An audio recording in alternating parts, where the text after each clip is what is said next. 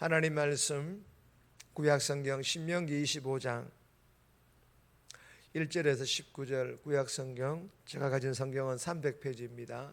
300페이지 구약성경 300페이지 신명기 25장 1절에서 19절까지 우리 합독은 2절에서 6절 그리고 17절에서 19절 그렇게 나누어 읽도록 하겠습니다. 신명기 25장 2절입니다. 악인에게 태형이 합하면 재판장은 그를 엎드리게 하고 그 앞에서 그의 죄에 따라 수를 맞춰 때리게 하라. 40까지는 때리려니와 그것을 넘기지는 못할지니 만일 그것을 넘겨 매를 지나치게 때리면 내게 내 형제를 경히 여기는 것이 될까 하노라. 곡식 떠는 소에게 망을 씌우지 말지니라. 형제들이 함께 사는데 그 중 하나가 죽고 아들이 없거든 그 죽은 자의 아내는 나가서 타인에게 시집가지 말 것이요 그의 남편의 형제가 그에게로 들어가서 그를 맞이하여 아내로 삼아 그의 남편의 형제된 의무를 그에게 다 행할 것이요 그 여인이 낳은 첫 아들이 그 죽은 형제의 이름을 잊게 하여 그 이름이 이스라엘 중에서 끊어지지 않게 할 것이니라. 17절입니다. 너희는 애굽에서 나오는 길에 아말렉이 내게 행한 일을 기억하라. 곧 그들이 너를 길에서 만나 너가 피곤할 때에 내 뒤에 떨어진 약찬 자들을 쳤고 하나님을 두려워하지 아니하였느니라. 그러므로 내 하나님 여호와께서 내게 기업으로 주어 차지하게 하시는 땅에서 내 하나님 여호와께서 사방에 있는 모든 적으로부터 내게 안식을 주실 때에 너는 천하에서 아말렉에 대한 기억을 지워버리라. 너는 잊지 말지니라. 아멘. 오늘 본문의 제목은 하나님이 다스리시는 사회, 하나님이 다스리시는 사회 그리고 민족, 이런 기도 제목입니다.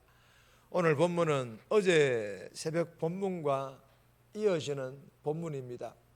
오늘 본문에서는 죽은 형제에 대한 의무 그리고 그 외에 여러 가지 율법에 대하여 기록을 하고 있는데, 이는 하나님의 나라가 이 세상 사회와 어떻게 다른지, 즉 어떤 사회적 면모를 띠고 있는지 알려주고 있습니다. 그리고 하나님의 나라는 인간을 존엄하게 여기고 정직하게 행동하게 하며 약한 자들을 배려해야 한다라는 그런 내용의 본문입니다. 오늘 본문을 통하여 우리에게 주신 첫 번째 교훈입니다. 약자들을 도우시는 하나님, 약자들을 도우시는 하나님, 약한 자들을 보호하시는 하나님, 지키시는 하나님, 그런 교훈입니다. 17절에서 19절까지인데 17절 말씀 보시면 너희는 애굽에서 나오는 길에 아말렉이 내게 행한 일을 기억하라. 여러분, 본문 17절에 보면 애굽에서 나올 때에 아말렉과의 그 전쟁으로 너희에게 행한 일들을 기억하라는 이 하나님의 명령이 기록되어 있지 않습니까? 그리고 19절에 보면 천하에서 아말렉에 대한 기억을 지워버리라. 너는 잊지 말지니라 라는 하나님의 명령 또한 기록을 하고 있습니다. 여러분이 17절과 19절 이 두 명령을 보면 비슷한 명령인 것 같기도 하고 또 다른 명령인 것 같기도 하지만, 그러나 사실은 같은 의미의 명령입니다. 아말렉이 내게 행한 일을 기억하라. 여러분, 아말렉이 과거 출애굽 이후에 이스라엘 백성들에게 행한 일이 무엇입니까? 어떤 일을 행하였기에 하나님께서 기억하라고 하시는 것일까요? 오늘 본문 18절에 보시면 다시 한번 읽겠습니다. 곧 그들이 너를 길에서 만나 내가 피곤할 때에 내 뒤에 떨어진 약한 자들을 쳤고 그들 하나님을 두려워하지 아니하였느니라. 여러분, 아말렉이 이스라엘 백성들에게 행한 일은요, 출애굽 이후에 이스라엘 백성들이 광야의 길을 걸어갈 때에 참 힘이 들잖아요. 차를 타고 가는 것도 아니고 자전거를 타고 가는 것도 아니고 대부분 머리에 짐을 이고 아니면 리어카 같은 곳에 짐을 싣고 그렇게 걸어갔을 것입니다. 아니면 형편이 좋은 사람들은 나귀와 같은 동물들에게 짐을 싣거나 사람들이 타거나 그렇게 해서 갔을 것입니다. 그러나 대부분의 사람들이 걸어갔기 때문에 약한 자들이 점점 뒤처질 수밖에 없지 않았겠습니까? 약한 자들이라는 것은 아이들일 수도 있고 여자들일 수도 있고 그리고 몸이 아픈 환자들이거나 장애인들일 수가 있지 않습니까? 이렇게 지쳐서 뒤처진 이 약한 자들을 공격한 이 아말렉의 행위들에 대하여 하나님께서 기억하라고 명령하십니다. 사랑하는 여러분, 하나님께서 이러한 아말렉의 행위들에 대하여 아무리 전쟁이지만 용납할 수 없는 악한 행위임을 강조하시면서 이스라엘 백성들에게 잊지 말고 기억할 것을 명령하시는데 여기에는 두 가지 의미, 교훈이 있습니다. 첫째로는 하나님께서는 약자를 무자비하게 괴롭히는 자를 반드시 벌하신다. 하나님께서는 약한 자들을 무자비하게 괴롭히는 이런 자들을 반드시 하나님께서 벌하신다라는 그런 교훈과 의미입니다. 여러분, 성도는 이 사실을 잊지 않고 기억해야 합니다. 하나님께서는 이런 야만적이고 잔혹한 일들에 대하여 결코 간과하시는 분이 아니시라는 것입니다. 그리고 이 교훈을 잊지 않고 기억할 때 두 번째 교훈으로 이어질 수가 있습니다. 두 번째 교훈은 성도라면 약한 자 편에 서서 약자들을 보호하는 것이 하나님의 뜻이라는 것입니다. 성도라면 약자들의 편에 서는 거예요. 그리고 그 약자들을 보호하는 것이 하나님의 뜻이라는 것입니다. 여러분, 무조건 약자 편에 서라는 것이 아닙니다. 약자들이라도 만약에 악을 행할 경우에는 약자 편에 설 수가 없습니다.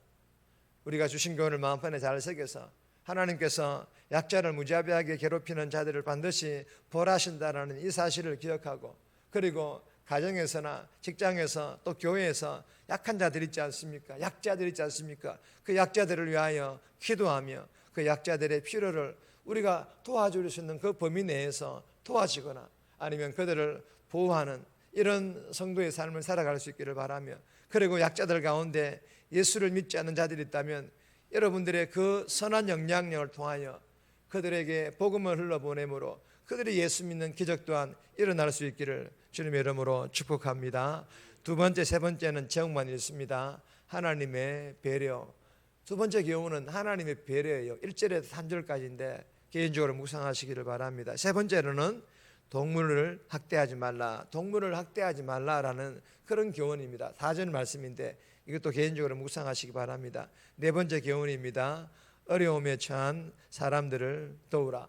어려움에 처한 사람들을 도울 것을 우리에게 교훈합니다. 오늘 본문 전체적인 내용은 이 약자들에 대한 이야기입니다. 5절에서 10절까지인데 5절 말씀 보시면 형제들이 함께 사는데 그중 하나가 죽고 아들이 없거든 그 죽은 자의 아내는 나가서 타인에게 시집가지 말 것이요 그의 남편의 형제가 그에게로 들어가서 그를 맞이하여 아내로 삼아 그의 남편의 형제된 의무를 그에게 다 행할 것이요. 여러분, 이 본문은 죽은 형제에 대한 의무를 어떻게 해야 될 것인지에 대하여 말씀하시고 계십니다. 사실 이 본문은요, 지금의 이 우리 나라 안에서의 이런 어떤 가정에서 일어나는 일들과는 사실 좀 상상조차 할 수 없는 일이지만 그 당시에는 이러한 일들을 하나님께서 허락하셨다라는 것입니다. 여러분, 형제가 상속자가 없이 죽으면 그 형제의 아내를 자기 아내로 삼고 그리고 이 아내를 통하여 낳은 첫 번째 아들은 죽은 형제의 그 상속자로 세워서 죽은 형제의 기업을 물려받게 했다라는 것입니다. 이로 인하여 그 형제의 가문이 이어지고 그 가족에게 주어지는 기업도 지켜줄 수가 있기 때문입니다. 여러분, 이러한 내용이 형제된 의무라는 것입니다.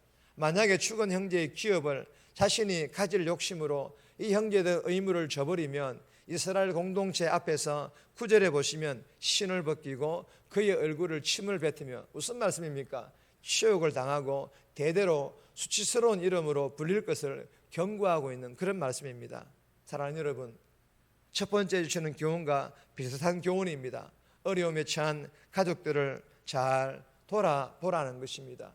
연로한 부모님, 연약한 자식들, 어려운 형제들을 잘 돌아보라는 것입니다. 더 나아가 이웃의 어려움, 전도 대상자들의 어려움, 성도들의 어려움 또한 빌립보서 2장의 말씀과 같이 나보다 낮게 여기는 믿음으로 잘 돌아보아라는 것입니다. 그렇게 하지 않으면 디모데전서 5장 8절 말씀입니다. 다 같이 읽겠습니다. 누구든지 자기 친족, 특히 자기 가족을 돌보지 아니하면 믿음을 배반한 자요 불신자보다 더 악한 자니라. 참 두려운 말씀이죠.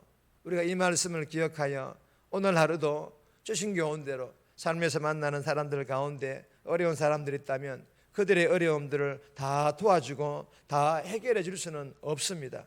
없겠지만 그들을 위해 기도해 주고 그들을 위하여 위로와 격려와 그리고 작은 것 하나라도 내가 베풀 수 있는 그 범위 내에서 나눌 수만 있다면, 그리고 베푸는 그런 복된 삶을 통하여 복음의 선한 영향이 흘러보내는 그런 복된 삶 살아갈 수 있기를 주님의 이름으로 축복합니다. 다섯 번째 교훈도 제목만 있습니다. 속이지 말라라는 교훈입니다. 13절에서 16절까지인데 개인적으로 묵상하시길 바랍니다. 정리합니다. 약자를 괴롭히는 자를 벌하시는 하나님이심을 기억하여 약자들 편에 서서 도와주고 보호함으로 약자들이 선한 영향력을 받아 예수 믿는 기적을 보게 해달라고, 어려움에 처한 가족, 이웃, 전도 대상자, 성도, 오늘 삶에서 만나는 사람들에게 다 도와줄 수는 없지만 기도와 작은 것 한 가지라도 나누는 삶 살아가게 해달라고 이 새벽에 기도하며 오늘 하루도 살아갈 수 있기를 주님의 이름으로 부탁드립니다.